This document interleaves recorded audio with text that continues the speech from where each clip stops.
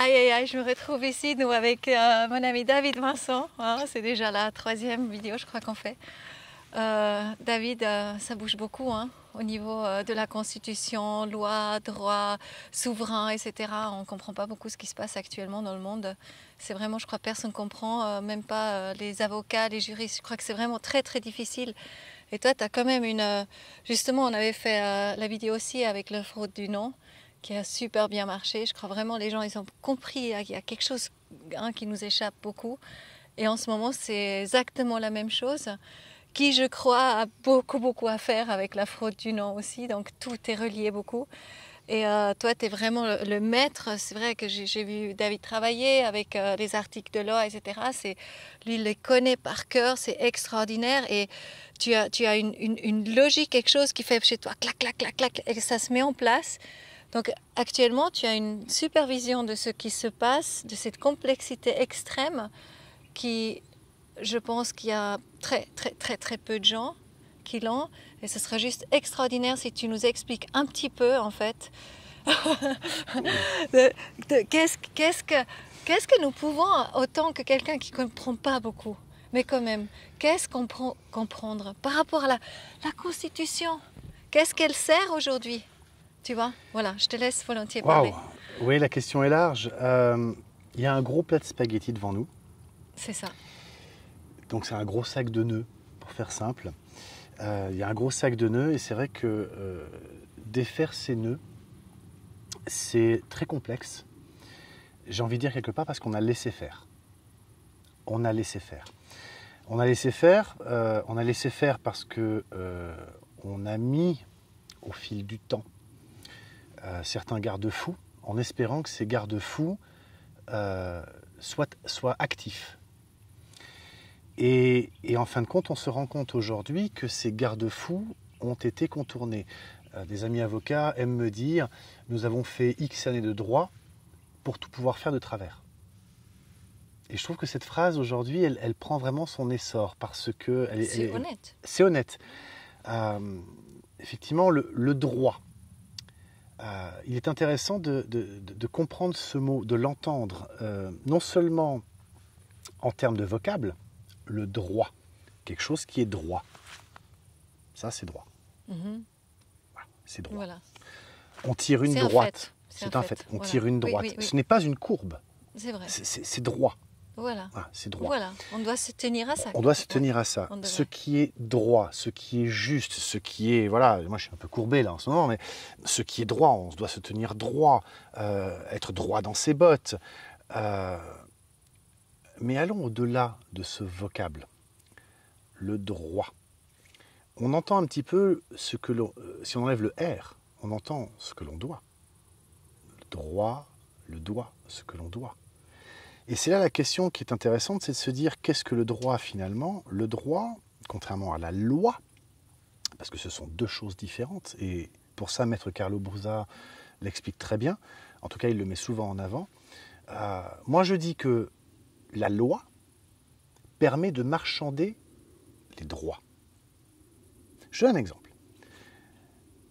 On est sur ce caillou qu'on appelle la Terre, qui se balade dans l'univers. Les platistes diraient le contraire, mais peu importe, ce n'est pas le sujet. On est là. On est là. Et ça, là, c'était là avant nous, et ce sera probablement là après nous. Et nous, on est là à imaginer des concepts, comme par exemple la nation, les lois, les peuples. Et on trouve des moyens de faire de la ségrégation, de la discrimination en fonction de la couleur de la peau. On a vécu l'apartheid, enfin nous non, toi moi non, mais il y a eu l'apartheid sur ce caillou il n'y a pas si longtemps. Il n'y a pas si longtemps en Afrique du Sud. Il y a eu aux États-Unis aussi. Et partout dans le monde, en fait, les gens se regardent différemment, d'où le mot étranger. Regarde, moi j'ai les yeux verts, j'ai les cheveux noirs, toi tu as les yeux bleus et tu as les cheveux blonds. Nous sommes différents, c'est un fait. Tu es un homme, je suis une femme. Tu es une femme, je suis un homme.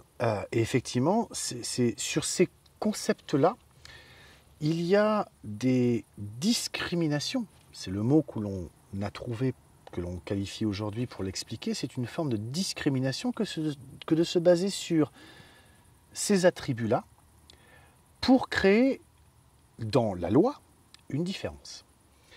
Le droit, c'est le droit, c'est droit, c'est juste, c'est droit, c'est correct, le droit.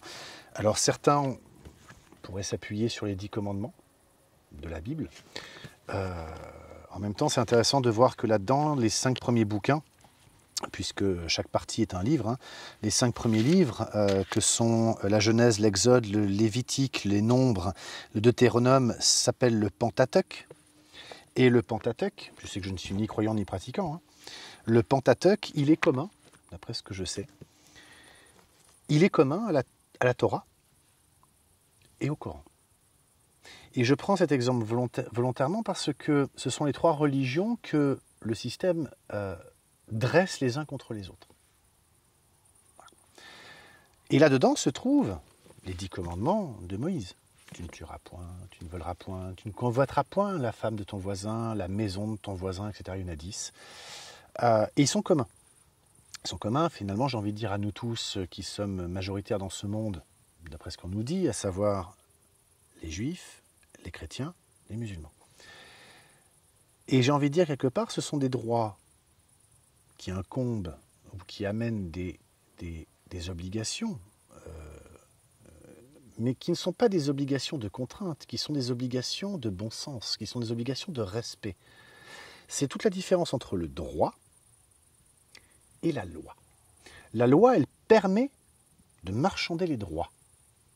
C'est-à-dire que quand il y a un droit qui est naturel, imprescriptible et sacré, tel que le dit par exemple la Déclaration des droits de l'homme et du citoyen de 1789 qui ne s'applique qu'en France, le droit par exemple à l'oppression, de résister à l'oppression, le droit à la propriété privée, le droit à la liberté et le droit à la sûreté de la personne, qui sont censés, au regard de la Déclaration des droits de l'homme et du citoyen de 1789, être les droits que l'organisation politique qui est en place doit sauvegarder.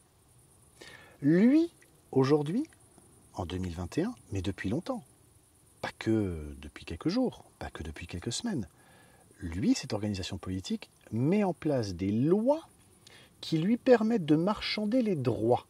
Je donne un exemple, la carte d'identité.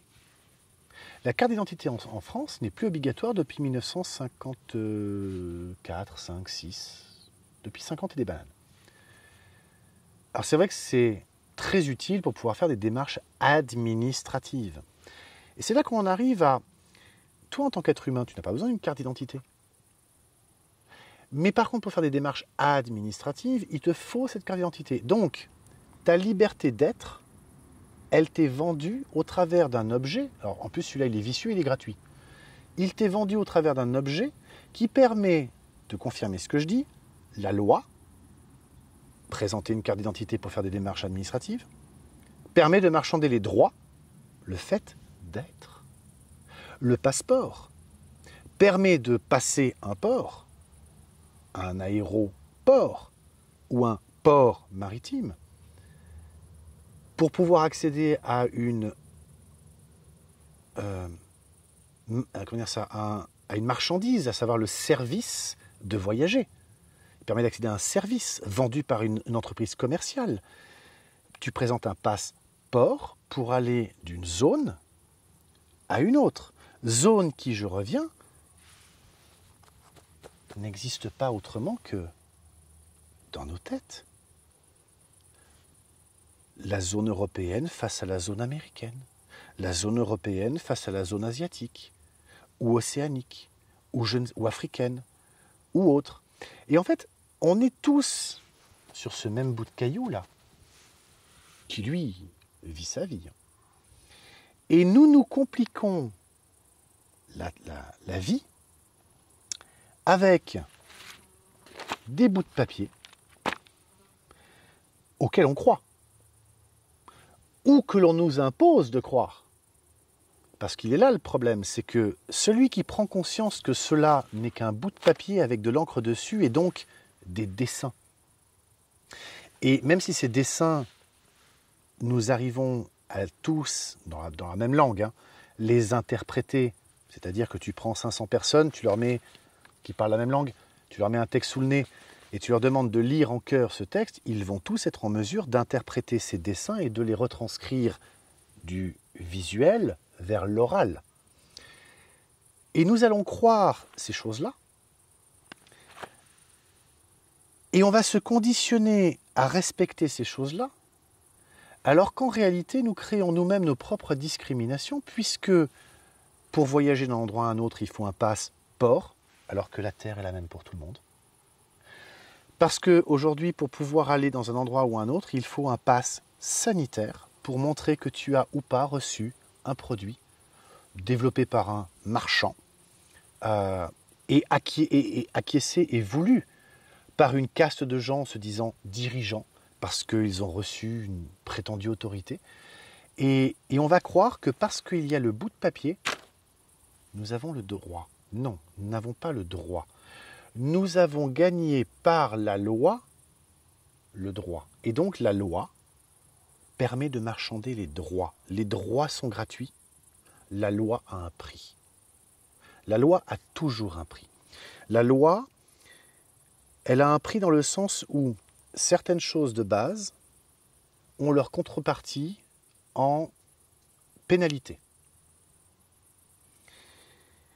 Exemple tout bête, très violent. J'ai faim, je veux manger. Je vais prendre une tomate. Tout le monde s'en fout. Ah non, pas si celui qui a fait pousser la tomate arrive à démontrer que je lui aurais volé la tomate. Et là, pour pouvoir manger, parce que j'ai pris une tomate sur son territoire et ça pousse, alors je l'ai volée. Et là, je tombe dans la loi. Et la loi va me mettre des pénalités. Donc la loi, c'est quelque chose qui est vraiment, parce que moi je suis vraiment débutante totale dans tout ça, mais la loi, c'est vraiment arbitrairement quelque part, c'est quelque chose qu'on pose, que moi, la loi, c'est une charte, ça peut être une charte aussi, ça va être une loi, et tout le monde va se tenir à ça. C'est ça. C'est ça. C'est un... Et le gouvernement, il établit la loi aussi, parce que lui, par rapport à une idée fixe qu'il a par rapport au gouvernement du pays, donc il établit la loi. Et ça, c'est pas le droit. C'est pas le droit. Le droit, c'est... Comment dire? C'est bête ce que je vais te dire, mais...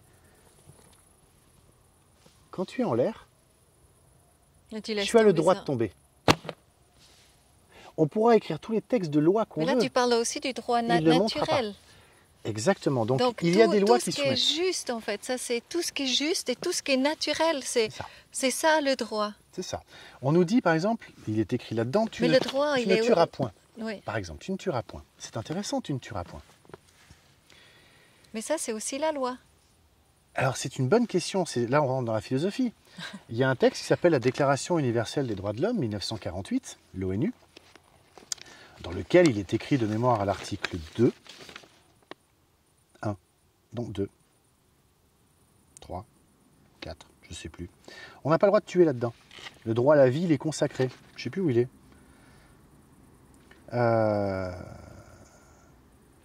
Ouais, c'est l'article 3. Tout individu a droit à la vie. C'est un droit. En fait, il n'y a pas de loi qui t'oblige à vivre. Mais alors même les animaux. Même les animaux. Tout individu. Un animal est individu, quelque part. Alors pas au sens du droit, parce qu'un individu, c'est un peu tordu, la définition du droit. Pour ça, il faut regarder le dictionnaire juridique. Un individu, ce sera plus un être humain comme toi ou moi, ou une entreprise, une personne morale, une personne physique. En fait, un objet de droit qui sera reconnu en tant que tel dans le monde du droit. Un animal, c'est un objet. C'est pas un individu. Donc lui, il n'a pas vraiment de droit. Enfin si, on essaie d'en mettre, mais enfin bref, c'est le bordel. Donc là, on a le droit à la vie. C'est un droit à la vie. C'est un droit. C'est pas une obligation. C'est pas une obligation de vivre. On va pas te mettre de contraintes si tu ne décides de ne plus vivre. Un enfant qui vient de naître et qui s'en va tout de suite, personne ne peut lui reprocher qu'il soit parti alors qu'il vient d'arriver. Il n'y a pas une loi qui l'oblige à vivre. Et même s'il y avait une loi qui l'obligeait à vivre, comment ferait-on pour pouvoir le condamner de ne pas avoir respecté la loi? Tu vois le truc? Voilà. Donc, ne pas confondre le droit avec la loi. La loi, c'est le texte de l'homme, avec un H majuscule, hein, ce qui englobe les hommes, les femmes. C'est le texte de l'homme, humanis. C'est le texte que l'homme a posé en disant « c'est comme ça pour tout le monde ». Tout le monde est d'accord avec ça, ou est censé être d'accord avec ça. Tu prends la Déclaration universelle des droits de l'homme. Déjà, première question, pourquoi est-ce qu'elle est universelle? C'est quand même vachement gonflé. Alors, c'est bien, parce qu'elle a été écrite en 1948. Donc, ça veut dire qu'on a en tout cas 4-5 000 ans d'histoire derrière. Donc, c'est très bien qu'on en arrive. En ce moment, je suis en train de regarder Game of Thrones. Effectivement, si j'en crois ce que je vois dans la série en question, qui est quand même une période moyenâgeuse, l'autre, il te plaît pas, tu prends le couteau, tu l'étripes. L'autre, il t'a volé quelque chose, tu lui coupes la main. L'autre, il a violé ta femme, tu le tues.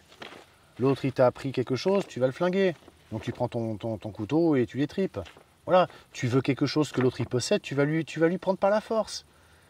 Donc c'est vrai, quand tu regardes Game of Thrones, tu comprends un peu pourquoi les droits de l'homme ils existent. C'était un peu barbare quand même, tu vois. Alors certes c'est une caricature Game of Thrones, mais c'est un exemple, tu vois. Si je prends la Déclaration universelle, moi je veux bien, mais on nous dit tout individu a droit à la vie, à la liberté et à la sûreté de sa personne. Je veux bien. Mais tu prends les Asiatiques. Les Asiatiques, ils ont une conception totalement différente de la vie que nous, les Européens.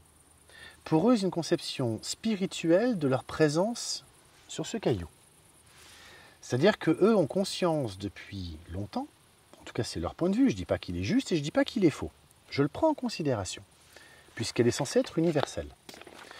Les Asiatiques, ils ont cette notion qu'ils vivent une expérience humaine en tant qu'être spirituel.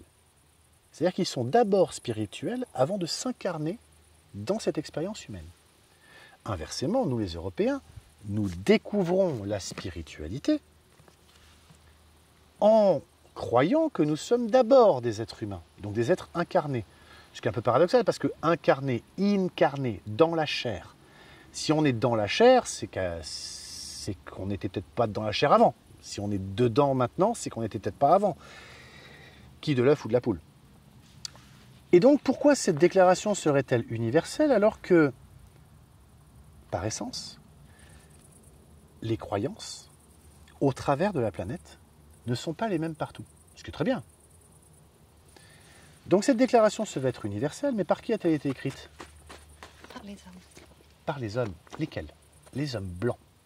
Les hommes blancs de l'Union européenne, enfin ce qu'on appelle aujourd'hui l'Union européenne, donc les hommes blancs de l'Union européenne suite à la Deuxième Guerre mondiale, de l'Union européenne, mais des États-Unis aussi. Ne pas oublier que les États-Unis, ce sont les anciens Européens qui sont partis là-bas fuir la royauté européenne, en massacrant tous sur leur passage au milieu. Donc les Américains blancs, qui aujourd'hui sont nos alliés politiques, sont en réalité ceux qui ont massacré les Amérindiens de l'époque, qui aujourd'hui sont parqués dans des réserves et qui ne sont plus chez eux.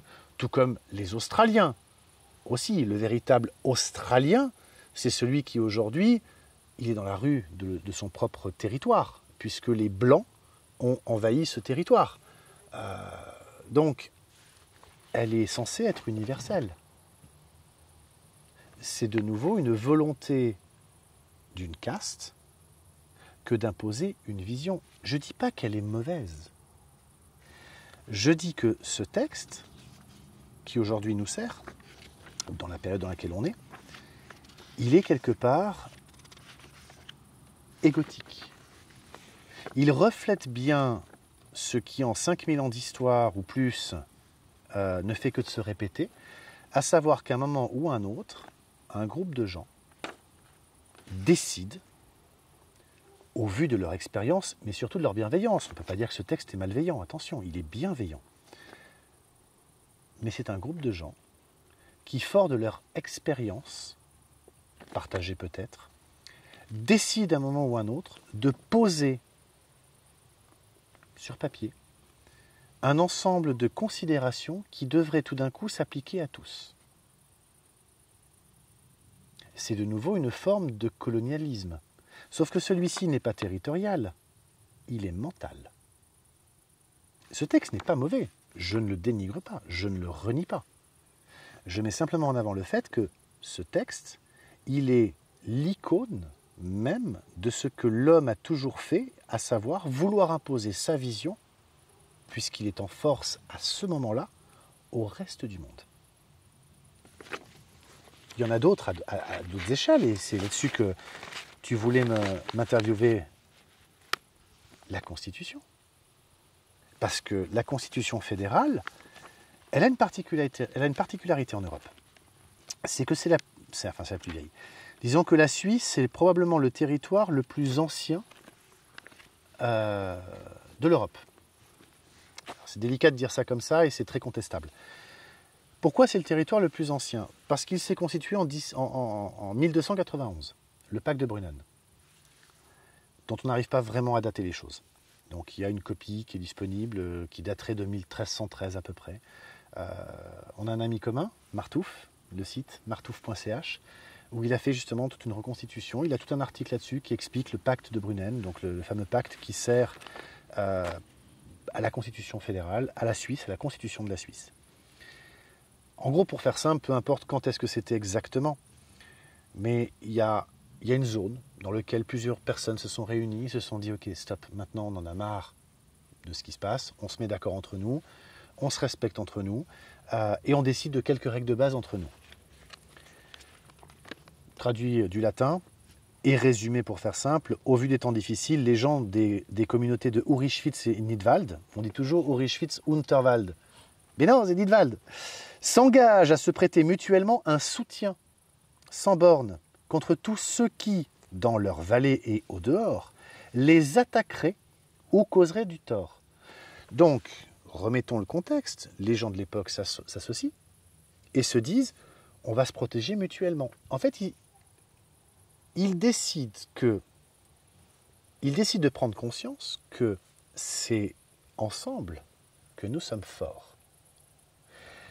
Donc ils prennent déjà conscience à ce moment-là que c'est la force du nombre. Et c'est ce que dit quelque part ce premier article, c'est il faut qu'on soit ensemble.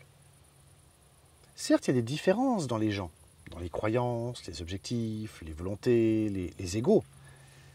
Mais qu'importe ces points-là, ce qui nous rassemble est plus fort que ce qui nous divise. Donc assemblons-nous et protégeons-nous de l'extérieur. Rappelons qu'à l'époque, il y avait au sud, il y avait tout l'empire italien, les Romains, tout ça, et on va dire au nord et un peu à l'est, il y avait tout l'empire austro-hongrois, tout l'empire germanique, etc. Les communautés, point 2, s'apportent conseil et soutien à leurs propres frais en cas d'attaque contre le nombre et leurs biens dans leur vallée et au dehors, et s'y engagent par serment en confirmant et renouvelant l'ancien pacte. Donc il devait y avoir un ancien pacte. Donc ils disent quoi à ce moment-là? C'est maintenant qu'on a défini qu'il y a une zone, on se met d'accord pour qu'entre nous, on se soutient. On se soutient face à l'extérieur et on se soutient à l'intérieur. Et oui, sinon ça va être le bordel. Chacun selon sa condition. Donc il y a un respect de l'autre, sa condition. Chacun selon sa condition reste dévoué à son Seigneur. Alors c'est clair que son Seigneur aujourd'hui, c'est plus vraiment d'actualité. La fonction de juge dans les vallées ne peut être achetée. Ça c'est important. Ça veut dire qu'on ne peut pas devenir juge en achetant. Alors certains s'imagineraient, j'ai acheté ma position. Non, c'est quelque part un petit peu ce qu'on pourrait appeler aujourd'hui le délit d'initié. Ou c'est ce que l'on pourrait appeler aujourd'hui, le terme m'échappe, mais c'est lorsque tu rends un jugement en faveur d'un tiers parce que tu sais que tu as de l'argent qui va arriver si tu vas dans ce sens. Tu vois? Donc, elle ne peut en outre être exercée que par des confédérés. C'est important ça. Ça veut dire que seuls ne peuvent juger ceux qui sont d'ici. Il y a une notion de tradition là-dedans, il y a une notion d'us et coutume, de connaissance de l'autre. La personne coupable d'un meurtre est punie de la peine de mort. Bon, ça, aujourd'hui, Déclaration universelle des droits de l'homme, je ne sais plus où je l'ai mise, là voilà. Déclaration universelle des droits de l'homme, ça c'est terminé. La personne coupable d'un meurtre est punie de la peine de mort. Si elle parvient à s'enfuir, il lui est jamais interdit de revenir. Bon, bah ça c'est le bannissement. Quiconque apporte son soutien à un meurtrier sera expulsé jusqu'à ce que les confédérés autorisent son retour. Ça, c'est l'association de malfaiteurs. On retrouve quelque part dans ce pacte un petit peu les fondamentales de ce que nous avons aujourd'hui, traduit dans nos différents textes de loi, de droit, etc. Il n'est pas mauvais ce pacte. La personne responsable d'un incendie perd le statut de confédéré. Quiconque dépouille un confédéré lui cause un dommage verra ses biens confisqués en vue de réparer la victime. Ça, c'est le fait justement, tu vois, si je te cause du tort, je dois te réparer. Aujourd'hui, on a des assurances pour ça. Je roule en voiture, on a un accident, c'est moi le responsable, on fout, c'est l'assurance qui paye. Et c'était déjà dans le pacte de l'époque. Quand tu causes du tort, tu dois réparer l'autre. Ce sont des principes simples finalement qui se retrouvent là-dedans, qui sont des principes finalement de droit. C'est droit, c'est juste, droit et juste. Et ça, ces principes-là, ils sont rappelés dans le préambule de la Constitution fédérale, au nom de Dieu Tout-Puissant. On n'a pas dit lequel. Conscients de leur responsabilité envers la création. La création, ça c'est créé. Résolus à renouveler leur alliance. C'est écrit noir sur blanc, deuxième phrase. Résolus à renouveler leur alliance. Donc cette alliance-là, ce pacte, il est toujours en vigueur. Il est toujours là, puisqu'il est renouvelé. C'est écrit noir sur blanc. Résolus à renouveler leur alliance pour renforcer la liberté, la démocratie, l'indépendance et la paix. Dans un esprit de solidarité et d'ouverture au monde. On ne peut pas être raciste ou xénophobe en Suisse quand on a compris les mots du préambule de la Constitution fédérale. On ne peut pas être ni raciste ni xénophobe. Déterminés à vivre ensemble leur diversité, dans le respect de l'autre et l'équité. Conscients des acquis communs et de leur devoir d'assumer leurs responsabilités envers les générations futures. Sachant que seul est libre qui use de sa liberté et que la force de la communauté se mesure au bien-être du plus faible de ses membres. Ce texte est d'une puissance absolue et totale. J'en ai les larmes aux yeux.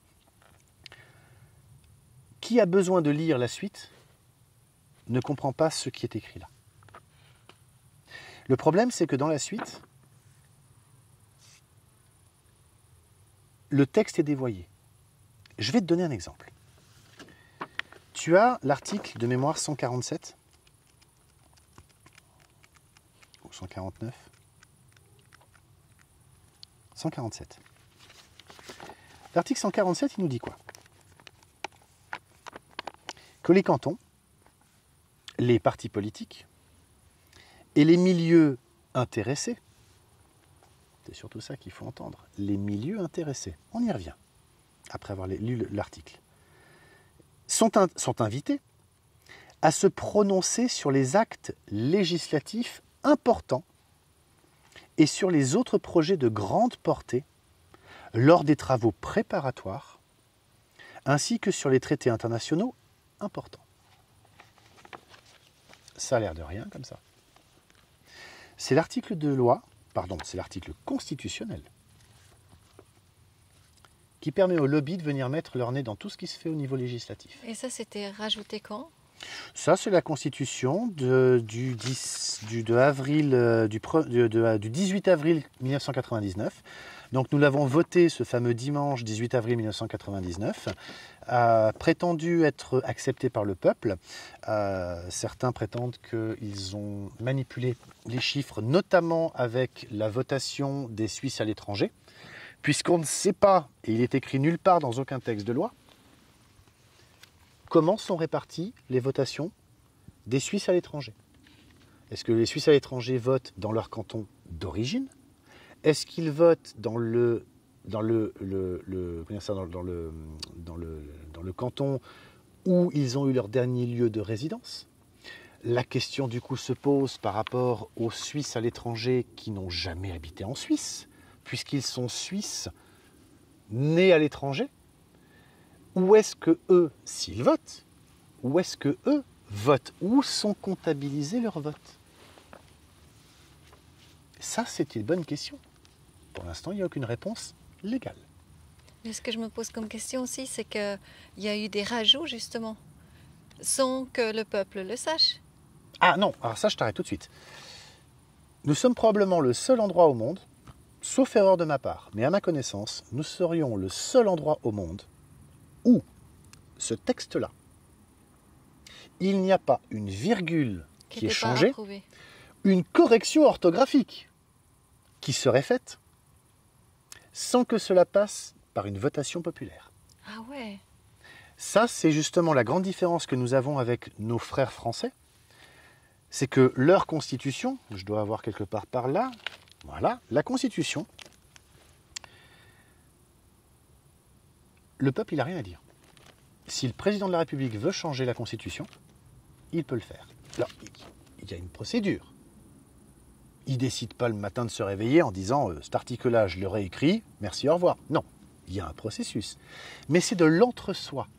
C'est entre le président, le Sénat, l'Assemblée nationale, les élus, entre eux. En fait, comme le dit très bien Étienne Chouard, et c'est ce que nous avons en Suisse, ce texte, il est au-dessus de ceux qui doivent le craindre, les élus, le Conseil fédéral. Alors, c'est le texte fédéral, donc le Conseil fédéral, notamment, etc. Et il est sous la sécurité du peuple. On ne change pas une virgule sans que le peuple se prononce. À l'inverse, la Constitution française, elle n'est pas au-dessus de ceux qui doivent la craindre, les élus, elle est à côté. C'est une référence. Mais si ça ne leur convient pas, ils la changent comme ils veulent. Le peuple, il dit oui, il dit non, en fait, il dit rien. On ne lui demande même pas. Donc, je suis navré de le dire, mais la France n'est pas une démocratie. Ce n'est pas parce que le régime français, qui est le régime républicain, qui s'inspire du mot res publica, à savoir la chose publique. Ça, c'est le vocabulaire. Mais quand tu regardes, la République française s'écrit avec un R majuscule. C'est un nom propre. Ce n'est pas un nom. C'est un nom propre. C'est toute la différence. C'est là, justement, la langue des oiseaux, la faute du nom. C'est là-dessus qu'on a compris la chose. La glossa. Le fait d'avoir des majuscules ou pas à certains endroits, ça change tout. La République française est une organisation. Cette organisation se fait passer pour la chose publique. D'accord ? Et donc, ce texte-là, c'est un peu leur feuille de route. Mais quand ça ne les arrange pas, ils changent de voix, ils corrigent ce qu'il y a là-dedans. Donc le peuple français n'est pas dans une démocratie, puisqu'ils mettent au pouvoir des élus qui vont décider de ce qu'il y a là-dedans et d'autres choses, sans venir demander au peuple quoi que ce soit. Or, la démocratie, ça vient de démos et kratia. Démos, la maison, kratia, le pouvoir de la maison. La maison étant la maison au sens spirituel de la chose. Donc le peuple. Donc si le peuple ne peut pas se prononcer sur les modifications du contrat des élus, si le peuple ne peut pas, lui, être garant, modifier à sa volonté ou retenir de modifier le contrat que les élus ont entre eux et qu'ils doivent appliquer, le peuple n'est pas souverain. Le peuple n'ayant rien à dire, il n'est pas kratia. Donc le français, tous les Français, ne sont pas kratia. Ils ne sont pas le pouvoir. Ils n'ont qu'un seul pouvoir. C'est en tant que homme, déclaration des droits de l'homme et du citoyen. Ils n'ont qu'un seul pouvoir en tant qu'homme, c'est d'élire le citoyen. Le citoyen est celui qui prend part à la vie de la cité. Qui prend part à la vie de la cité? Le maire, le député, le sénateur, le président de région, le président de tout le millefeuille administratif qu'il y a entre l'homme et le président de la République. Le citoyen en France, c'est celui qui est élu. Celui qui n'est pas élu est un homme. Déclaration des droits de l'homme et du citoyen. C'est pour ça que la France n'est pas une démocratie. C'est une république.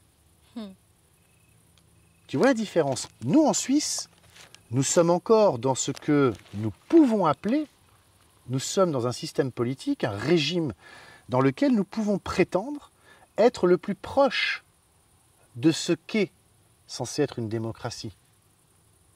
Mais c'est dévoyé. Article 147. Les cantons, les partis politiques, alors que eux soient pris, soient invités à prendre part à l'élaboration des textes de loi, des projets politiques, de la gouvernance, etc., etc. C'est normal. Nous, Suisses, nous avons des élus. Nous, Suisses, nous votons nos textes de loi. Nous, Suisses, nous pouvons modifier notre constitution. Nous, Suisses, nous sommes directement en charge de tout ça. Mais il y a la petite phrase. Les cantons et les partis politiques et les milieux intéressés. Les milieux intéressés, ça ouvre la porte à qui? Au lobby. Mais pas que. Pas que. Pourquoi? Parce que nous avons le petit article magique, qui est l'article 5.4 de la Constitution fédérale, qui est le même dans l'esprit, pas dans le texte, que l'article 55 de la Constitution française. Voilà. Alors, l'article suisse, 5.4. La Confédération et les cantons respectent le droit international. Donc la Confédération, les cantons qui sont... Enfin, c'est plutôt la Confédération et les cantons qui sont au-dessus, puisque la souveraineté appartient aux cantons en tant que ce qui n'a pas été délégué à la Confédération. Il ne faut pas oublier qu'ensuite, nous sommes dans une pyramide inversée par rapport à la France. Notre président, c'est la lettre en Suisse qui est le plus bas dans la hiérarchie politique. Par contre, c'est quand même eux qui décident ou en ce moment? Parce qu'en ce moment, ils sont en train d'essayer d'inverser la pyramide avec justement la crise de la Covid. Donc, la Confédération, article 5.4 de la Constitution fédérale, la Confédération et les cantons respectent le droit international. Article 55 de la Constitution française. Les traités ou accords régulièrement ratifiés ou approuvés ont, dès leur publication, une autorité supérieure à celle des lois françaises, sous réserve, pour chaque accord ou traité, de son application par l'autre partie. Alors, ce texte implique plusieurs notions.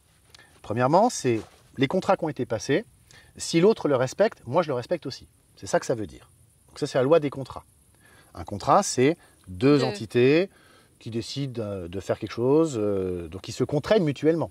D'accord ? Et on nous dit en plus dans la Constitution française que ces contrats-là, que l'on appelle traités ou accords, ils sont supérieurs au droit interne. Reprenons la Constitution fédérale. La Confédération et les cantons respectent le droit international avec un verbe, nous, respecte. On a résumé le charabia français. Je ne dis pas qu'on est mieux, hein. Attention. Nous, on a, en même temps, celle-là, elle date de 1958, celle-là de 1999. Il y a eu une évolution du vocabulaire, une compréhension, une mise en pratique. Mais c'est la même chose. Alors, pas tout à fait, parce que en Suisse, jusqu'il n'y a pas longtemps, il y a eu une votation justement sur les juges étrangers. Je t'avoue, j'ai plus la date en tête, 2014, peut-être 2016, je ne sais plus, dans cette zone-là. En Suisse, on était dans un système moniste. C'est notre droit d'abord et le reste après. Donc quand la Suisse signait un accord international, elle devait retranscrire le droit international dans son arsenal juridique. Et c'est là toute la beauté de la chose. Pourquoi? Parce que quand tu prends les articles 7 à 36 inclus, c'est la partie des droits fondamentaux. Ces droits fondamentaux, ils retranscrivent la Déclaration universelle des droits de l'homme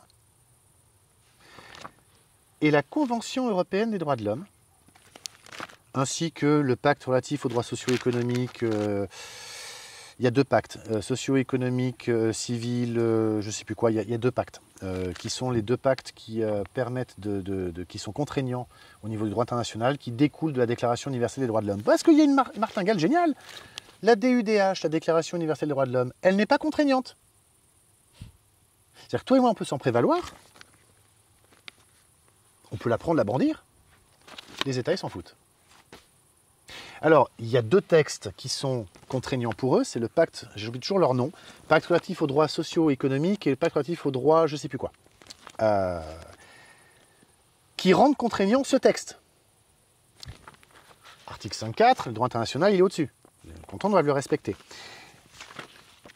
Mais comme on était dans un système moniste, on a pris ces textes qui nous contraignent et on les a mis dans la Constitution. Donc article 7, la dignité humaine, on la retrouve dans la Déclaration universelle. Article 8, l'égalité. Alors je trouve assez rigolo que c'est un article constitutionnel, tous les êtres humains sont égaux devant la loi, et tu as encore aujourd'hui des gens qui sont capables, des élus, qui sont capables de discuter d'une loi qu'ils refusent d'ailleurs pour appliquer les mêmes droits aux hommes et aux femmes. Par exemple au niveau salarial. C'est un droit constitutionnel. Qu'est-ce qu'on va mettre une loi? On revient sur ce que je te disais tout à l'heure. La loi permet de marchander les droits. Je ne vais pas tout faire la Constitution, mais protection contre l'arbitraire. En France, de mémoire, c'est l'article 68, je crois, c'est l'habeas corpus.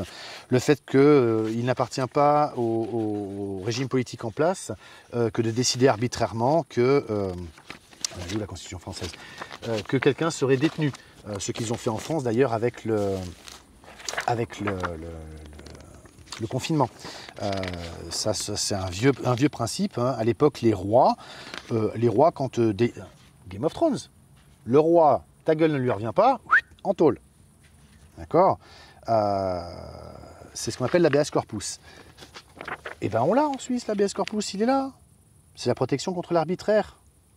On a le droit à la vie et à la liberté personnelle, la protection des enfants et des jeunes. La protection des enfants et des jeunes, attention, on retombe sur la Convention relative aux droits de l'enfant.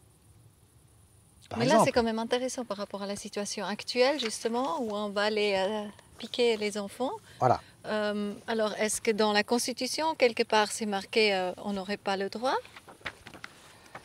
Ou est-ce que c'est quelque chose qui dit la loi permet ça? Article 10, alinéa 2. Tout être humain, toi, moi, les enfants, les vieux, les jeunes, les handicapés, les transgenres, les non-hommes, non-femmes. Voilà. Tous. Tous. Tout être humain a droit à la liberté personnelle, notamment à l'intégrité physique et psychique. C'est pas moi qui le dis. Voilà. Notamment, c'est écrit là, notamment à l'intégrité physique et psychique et à la liberté de mouvement. Donc là, c'est complètement bafoué. Bien sûr, c'est bafoué. Et comment ça se peut? Alors, c'est justement le principe utilisé depuis la nuit des temps, surtout depuis que nous avons ces arsenaux juridiques, notamment la DUDH. Que personne comprend. Que personne comprend, surtout personne n'applique. À savoir que l'intérêt général, l'intérêt public. Toi, en tant qu'individu, au regard de l'intérêt général, l'intérêt public, tu n'es rien. Tu ne comptes plus. Mais là, on est de nouveau dans la fraude du nom, quelque part. Non? Aussi? Pas encore. D'accord. À peu près. Oui, non. Parce que le personnage Subtilement. vaut rien. Mais après, si tu te déclares en tant qu'être humain, ben tu... Alors, Donc, c'est voilà, intéressant. C'est intéressant, parce que tout le travail, c'est de revenir à l'être humain. C'est intéressant parce que je vais te prendre Et échapper justement à tout ça. tu n'échappes pas.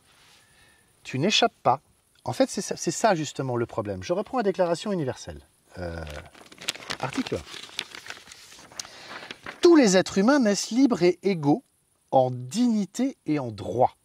Tu n'échappes pas. Tu fais valoir ta dignité. C'est là tout le... Il faut pas oublier une chose. Toi et moi, quand on parle, nous parlons une langue qui s'appelle le français. C'est une convention. Cette convention, on va retrouver la définition dans un livre que l'on appelle par convention un dictionnaire. Alors, d'aucuns connaissent le Larousse ou le Robert, mais il n'y a pas que le Larousse ou le Robert. Quand tu vas sur le site de Légifrance, qui est la publication des actes officiels en France, tu t'aperçois que l'Académie française publie, et on en est je crois à la 9e version, publie le dictionnaire de la langue française. Donc nous avons la langue française officielle, les mots à employer, qui sont reconnus en tant que tels dans la langue française, conformément à la Constitution française, article 3 ou 4 de mémoire, la langue c'est le français. Article 2, la langue de la République est le français. Donc, si tu veux parler la bonne langue, tu vas regarder sur Légifrance quelle est la dernière publication par l'Académie française des mots de la langue française, et seuls ces mots-là sont reconnus par la Constitution, et donc derrière par les tribunaux. Or, les tribunaux, les juges, les avocats, ils reprennent les mots et ils en ont fait leur propre dictionnaire. Pour que personne comprenne. Voilà. Je rappelle que l'article 3 ou 4 de la Constitution fédérale, 4, Donc ça, c'est le plat de spaghetti, ouais. nous dit que les langues nationales parlées en Suisse sont l'allemand, le français, donc le français, Académie française, Légifrance, l'italien Et le romanche. et le romanche. Ceci entre nous, par abus de langage, pour pouvoir nommer la chose, nous l'appelons le légalais, le légal, légalais, comme le français, nous l'appelons le légalais. Voilà.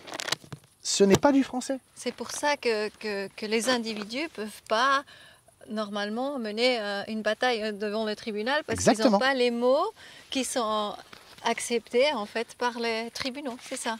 Et c'est écrit noir sur blanc dans la Constitution. Voilà, nous, c'est ce qu'on a expérimenté, David, quand on était voilà, devant les tribunaux. Donc moi, j'avais un langage un tout petit peu différent, hein.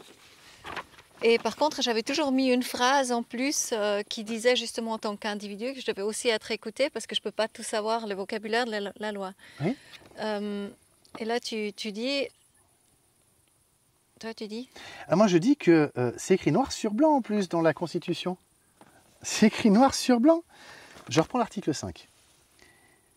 L'article 5.1 nous dit le droit, c'est la base et la limite de l'activité de l'État. Donc, le droit, tous ces textes-là, tout ce qu'ils ont écrit là, tout ça, c'est le début et la fin de ce qu'ils peuvent faire. Ça veut dire que c'est un cadre. Voilà. Mhm. D'accord ? C'est un cadre. L'État ne peut pas faire autre chose que ce qui est écrit. Alors il y a les écrits internes, Constitution, Code civil, Code des obligations, Code machin, Code truc, Code bidule.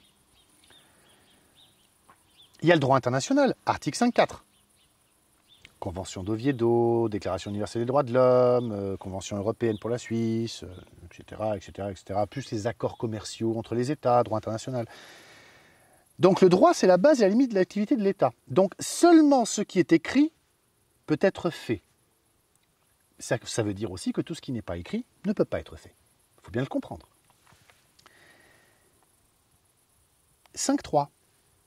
Les organes de l'État et les particuliers doivent agir de manière conforme aux règles de la bonne foi. Ah, de la bonne foi. De la bonne foi.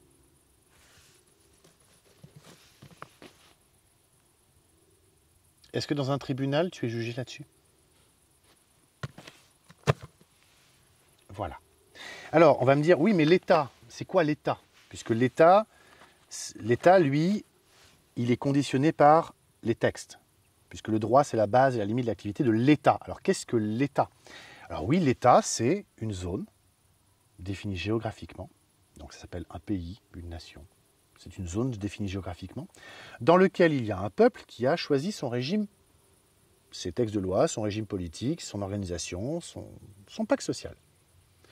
Donc le peuple est soumis aux textes de loi. Le peuple. Mais moi je ne suis pas le peuple.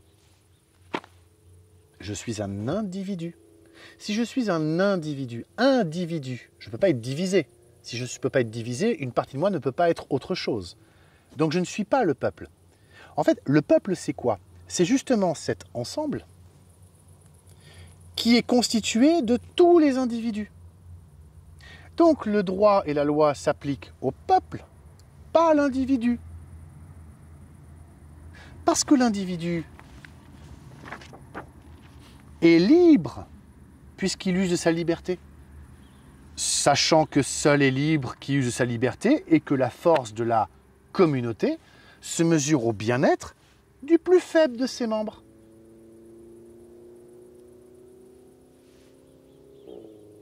Tout simplement. L'individu, toi, moi, l'être humain, l'homme, Déclaration universelle des droits de l'homme, nous sommes nés libres. Libres, ça veut dire que nous n'avons aucune contrainte. C'est prétentieux parce que, oui, j'ai une contrainte. Je ne peux pas voler. J'aimerais bien. Oui. Alors, ce n'est pas une contrainte, c'est une faculté que je n'ai pas. Donc, ça n'ôte rien à ma liberté. Mais je peux me déplacer où je veux. Ah, bah non, il y a des frontières. Il y a juste les oiseaux qui Les passent. oiseaux. Je suis né libre et égaux en dignité et en droit. Donc, non seulement on doit respecter mes droits, mais également ma dignité. Donc, la dignité et le droit sont deux choses différentes. Et pour revenir sur la vaccination ou sur l'injection obligatoire, elle viole la dignité. Elle viole la dignité, tout simplement. En France, il y a le garde des Sceaux, le ministre de la Justice, monsieur Dupond-Moretti. Lors d'une interview, c'était quoi, mars ou avril, peut-être mai, il n'y a pas longtemps, on lui a posé la question pourquoi on ne vaccine pas les prévenus, donc les gens incarcérés. Et il a répondu, mais madame, monsieur, c'est une question de dignité.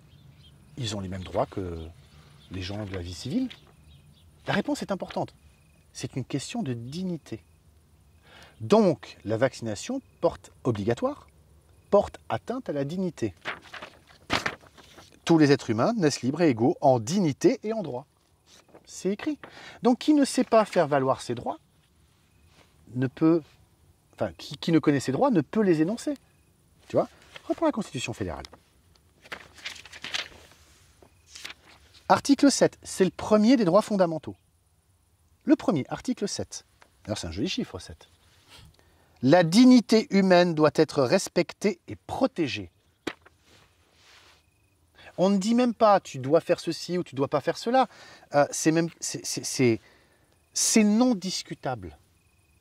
Le texte ne laisse aucune possibilité à qui que ce soit de le discuter. La dignité humaine doit être respectée et protégée. C'est un ordre. C'est un ordre. Et alors, il ne faut pas oublier d'où il vient cet ordre. Il vient du fait que le 18 avril 1999, nous, Suisses, nous avons dit oui à ce texte. C'est comme si chacun d'entre nous l'avait écrit. Donc, quand moi je dis la dignité humaine doit être respectée et protégée, il faut comprendre que c'est moi qui le dis. Mais tu prends le texte et tu le lis, et c'est toi qui le dis. Tiens, dis-le. La dignité humaine doit être respectée et protégée. Voilà. Et chacun d'entre nous devrait le dire les uns après les autres, parce que ce n'est pas un texte qui nous protège. C'est moi qui le dis, sachant que seul est libre qui use de sa liberté. J'use de ma liberté de dire que la dignité humaine, ma dignité, ta dignité, sa dignité, doit être protégée. est respectée. Ce n'est pas une demande, c'est un ordre. Égalité, tous les hommes naissent égaux devant la loi. Mais si la loi est injuste, si la loi n'est pas correcte, si la loi viole ça,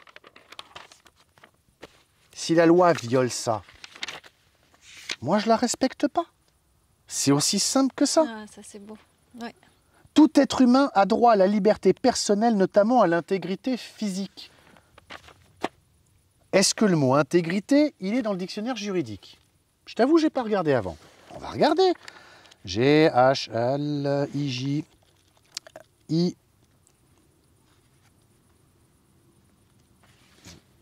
Intégrité.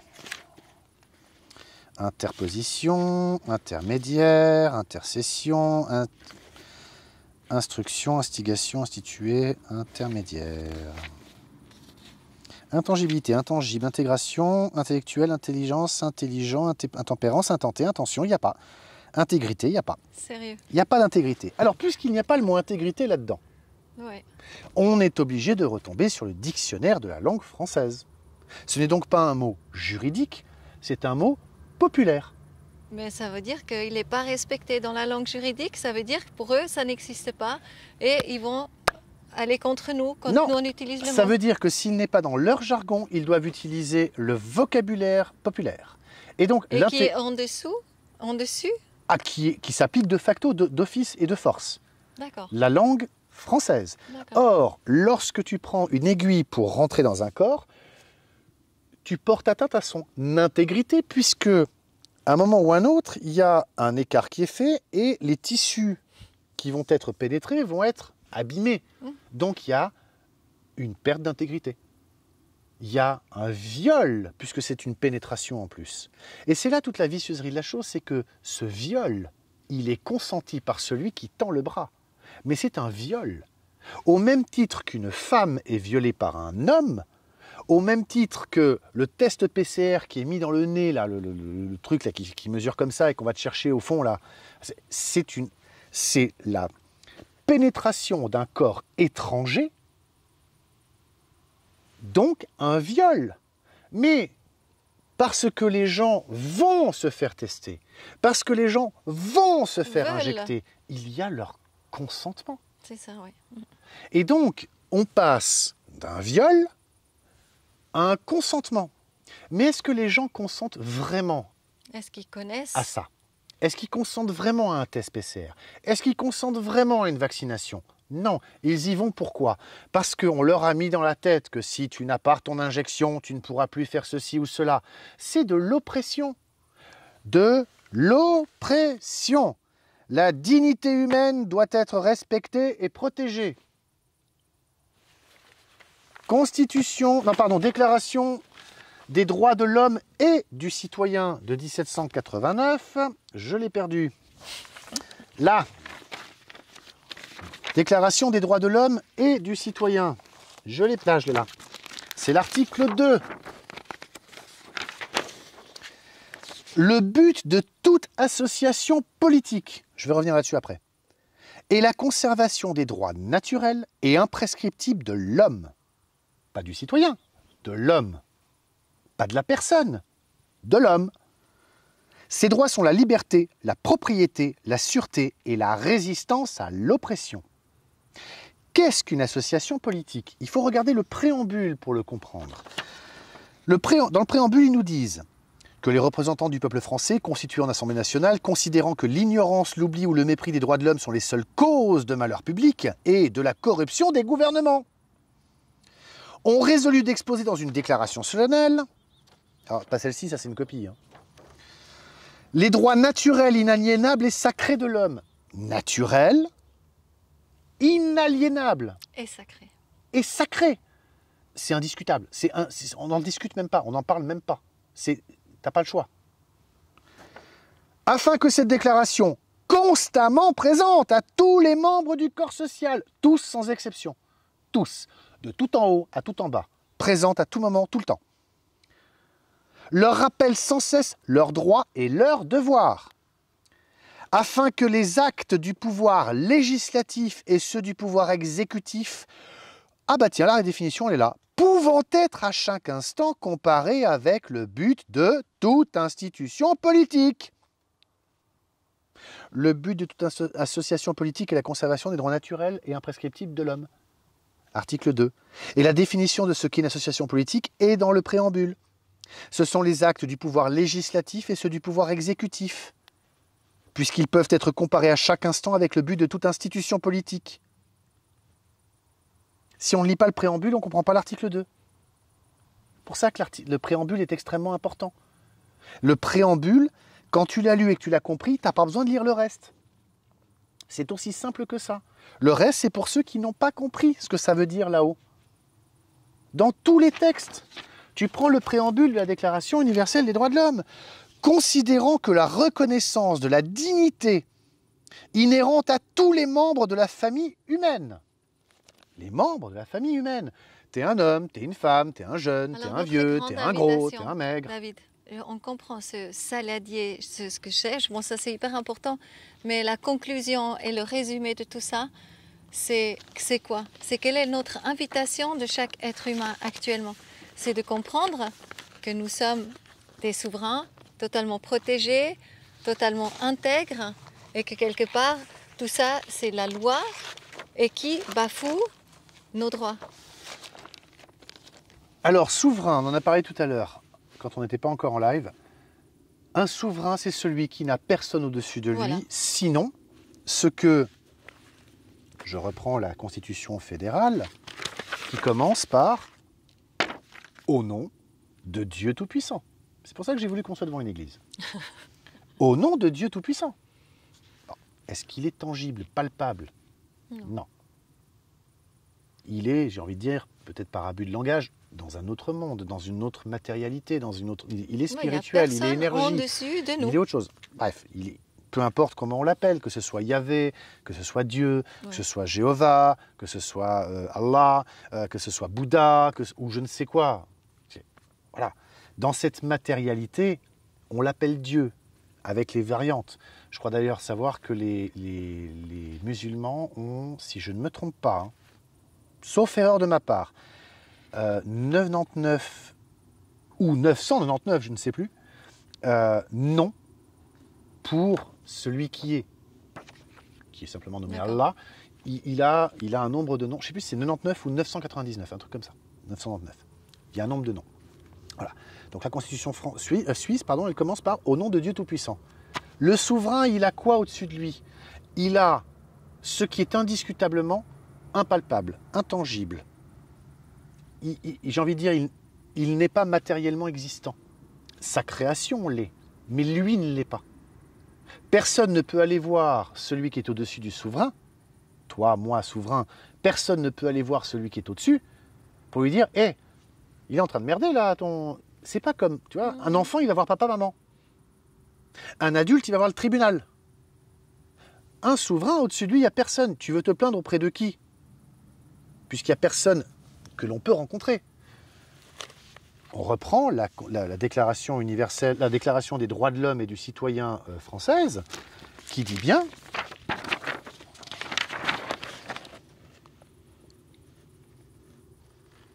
Il parle de la création. En conséquence, l'Assemblée nationale reconnaît et déclare en présence et sous les auspices de l'être suprême. Alors nous en Suisse, nous avons au nom de Dieu Tout-Puissant. La Déclaration des droits de l'homme et du citoyen parle de l'être suprême, même si c'est le grand architecte.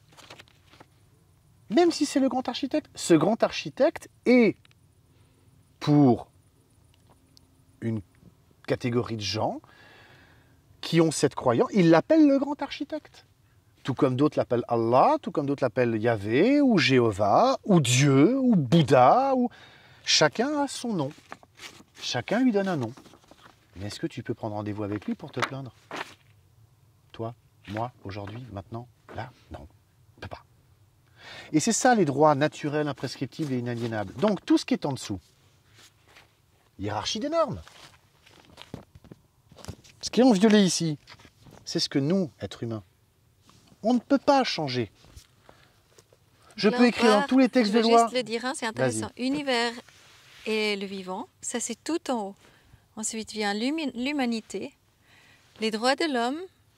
Ensuite, voilà, le bloc constitutionnel, le bloc conventionnel, le gouvernement, les lois et le règlement, la jurisprudence, les actes administratifs et la personne. La personne est tout en dessous. Intéressant. La personne est tout en dessous. Et là, on le voit bien, ça c'est celui de la France. En haut, tu as le bloc constitutionnel. Donc, il faut comprendre que ce bloc-là, par rapport à celui que tu as toi, Et là, c'est... il est déjà en dessous de ce qui est au Alors, sommet. c'est super intéressant parce que c'est marqué légitime et réel, univers et le vivant et l'humanité, femme et homme, libre, vivant et conscient, possédant corps et âme. Donc ça, c'est la seule partie qui est écrite en violet, là En en violet, haut, tout à fait. et c'est légitime et réel. Et tout le reste, ça va sous le légal et la fiction. C'est ça, le légal. Et la fiction. À savoir que le légal, c'est... Wow. Alors, moi, j'aime La lire cette pyramide des j'aime normes. lire cette partie-là parce que ça, c'est le droit des personnes de, Mais après, de on va Olivier- arrêter parce que David en fait trop long. Hein. Le droit des personnes de Olivier Guyot, 5e édition, 2018. C'est la page 1. Hein. Regarde. Hop. Chapitre 1. La personne et le droit. Chapitre 1. Avant ça, nous avons l'introduction, les définitions. Donc c'est vraiment la première page. Mm. Ce livre est utilisé par tous les étudiants en droit. Donc j'ai envie de dire, c'est la première minute de droit. Donc il parle de la personne et la personne, elle est tout en bas. Ils nous disent, Dans la fiction et le légal. Ouais. dans le langage commun,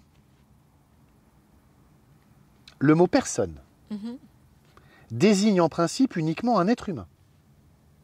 Donc, c'est ce qu'on disait tout à l'heure, dans le dictionnaire de la langue française, le dictionnaire populaire, toi, moi, les mots que nous prononçons, la convention que nous avons, ça désigne en principe un être humain. D'où le mot, tu es une personne. Je suis une personne. Voilà, Hein, toutes ces personnes qui sont là où il n'y a personne. ça arrange bien. Ça arrange bien. Le Code civil ne définit pas la personne. Et là, on rentre dans le vocabulaire juridique, le légalé. Attention, on n'est plus sur le dictionnaire populaire, on est là-dessus. Là, on est déjà dans une Changement de personne norme. juridique directe, en fait. Changement de normes. Le Code civil en Suisse ne définit pas la personne, mais se borne à énoncer que toute personne jouit des droits civils. C'est l'article 11 alinéa 1 du Code civil. Ce faisant, il attache à ce terme la signification juridico-technique de sujet de droit. C'est intéressant de voir qu'avant cette constitution de 1999, celle qui précédait, 1848, puis modifiée 1874, il était bien marqué qu'il n'y avait pas de sujet. C'est-à-dire qu'on avait aboli, si tu veux, la notion de sujet. Des sujets. De sujet. La notion de sujet, si tu veux, tu as un roi, tu as des sujets. Ah oui, oui, d'accord. Mais Ouais. cette notion est reprise dans le juridique puisque, je viens de le dire, ce faisant, il attache à ce terme la signification juridico-technique de sujet de droit. Donc là, on n'est plus le sujet d'un roi, on est le sujet d'un bout de papier avec de l'encre dessus. C'est-à-dire d'entité servant de point d'ancrage à des droits subjectifs. Si, ça n'existe pas. Et ça, C'est dans la écrit- tête, c'est des c'est croyances. écrit sur la première C'est écrit page. noir sur blanc. Et puis, parce que nous, on s'identifie avec ça, carte d'identification, C'est ça. etc. On s'identifie avec ça. Donc, on succombe à, quelque part, un grand mensonge. Et les juges, les avocats, les juristes, ils l'ont lu ça. Voilà, mais... Dès il se qu'une réfère- entité du monde matériel, toi, moi, Ça comme pourrait nous. être tellement simple, David. mais oui, dès qu'une entité du monde matériel est qualifiée juridiquement de personne, juridiquement, Oui, pas dans le langage populaire, juridiquement, oui.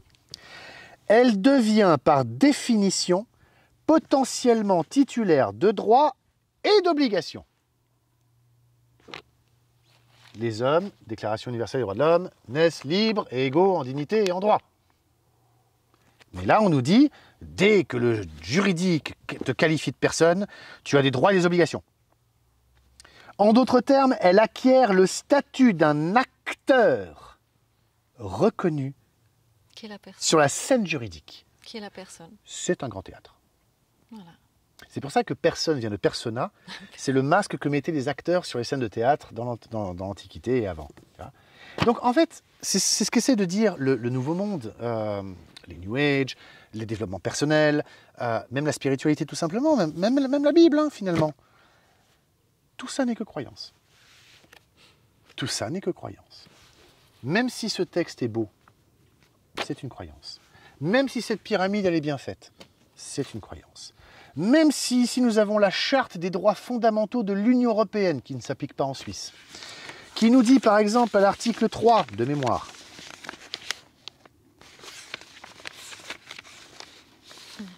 que toute personne a droit à son intégrité physique et morale.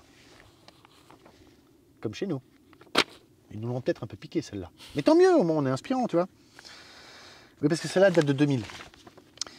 Et que dans le cadre de la médecine et de la biologie, doivent notamment être respectés le consentement libre et éclairé de la personne concernée, selon les modalités définies par la loi, l'interdiction des pratiques eugéniques, notamment celles qui ont pour but la sélection des personnes, l'interdiction de faire du corps humain et de ses parties en tant que telles une source de profit, et l'interdiction du clonage reproductif des êtres humains.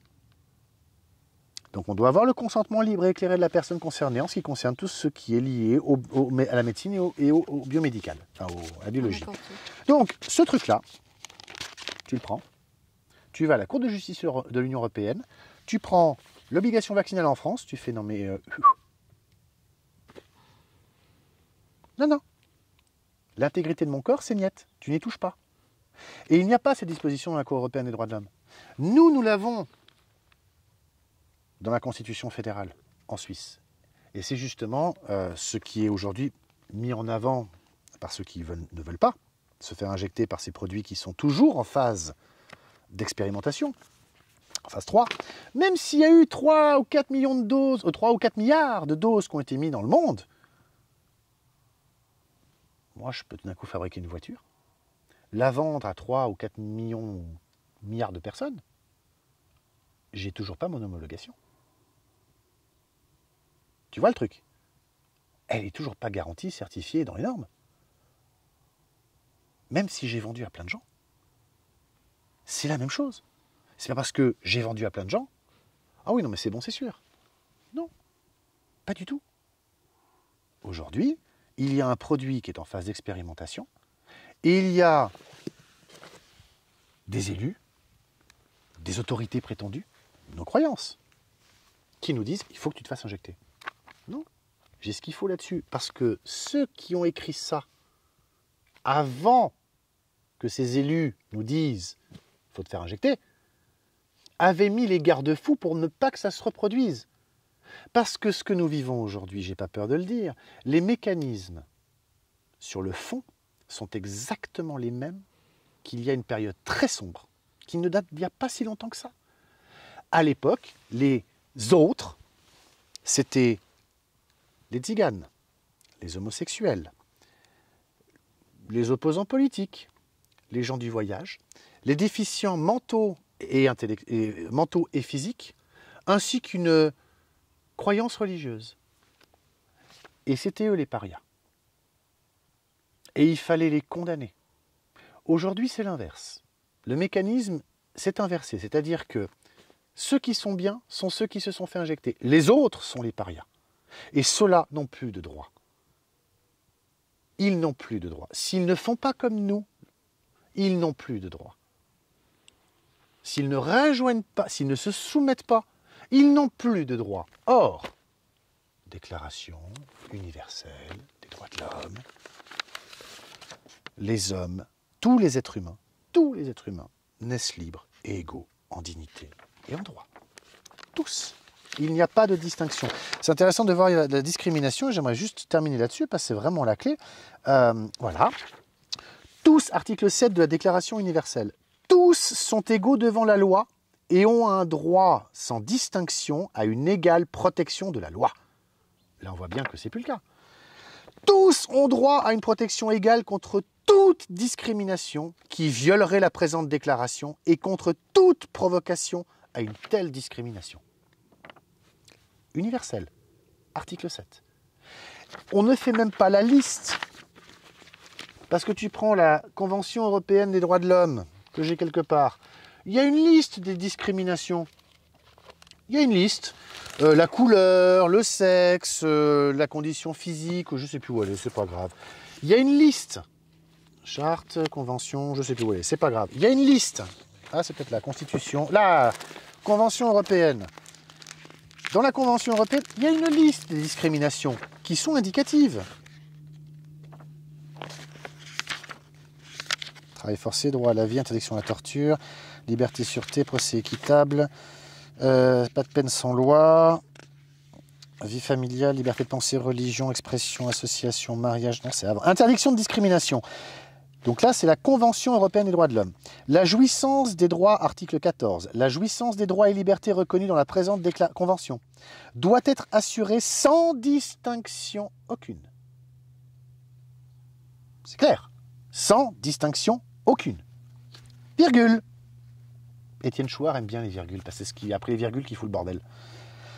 Sans distinction aucune, virgule, fondée notamment sur le sexe, la race, la couleur, la langue, la religion, les opinions politiques ou toute autre opinion.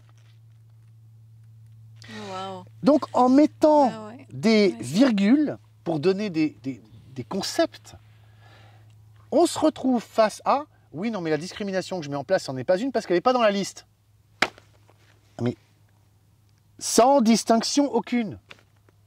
J'ai envie de répondre, t'as pas compris quoi là-dedans? L'origine nationale ou sociale, l'appartenance à une minorité nationale, la fortune, la naissance ou toute autre situation, point. Donc sans distinction aucune, même s'il y a des exemples, ou toute autre situation, point. C'est clair. Il n'y a pas de discrimination possible, ni dans la Déclaration universelle des droits de l'homme, qui est très claire, ni dans la Convention européenne des droits de l'homme. Je vais te passer la Charte des droits fondamentaux, c'est pareil. Je reviens sur la Constitution française, la Déclaration des droits de l'homme et du citoyen qui est là, c'est pareil. Et je termine par notre magnifique Constitution fédérale qui est là, c'est pareil. Alors pourquoi il y a des discriminations? Parce qu'on les accepte. Parce qu'on y croit. Parce qu'on est convaincu que oui, si on fait ceci ou cela, ça va... Certains sont convaincus de cette injection. Certains sont convaincus du pass sanitaire, d'autres non. Le fait est que ça amène des discriminations. Et que ces discriminations, ça viole tout. Et c'est parce que ça viole tout que ça crée des divisions entre les gens, des divisions au travers du peuple, alors que finalement, on est tous sur le même caillou, et que tant qu'on n'aura pas compris qu'on est tous dans le même caillou, ça ne sert à rien de se diviser. Voilà. Donc ce sont nos croyances qui nous divisent. Même celle-là. Mais la première, c'est celle-ci. Voilà. Merci David. Merci à toi Coco.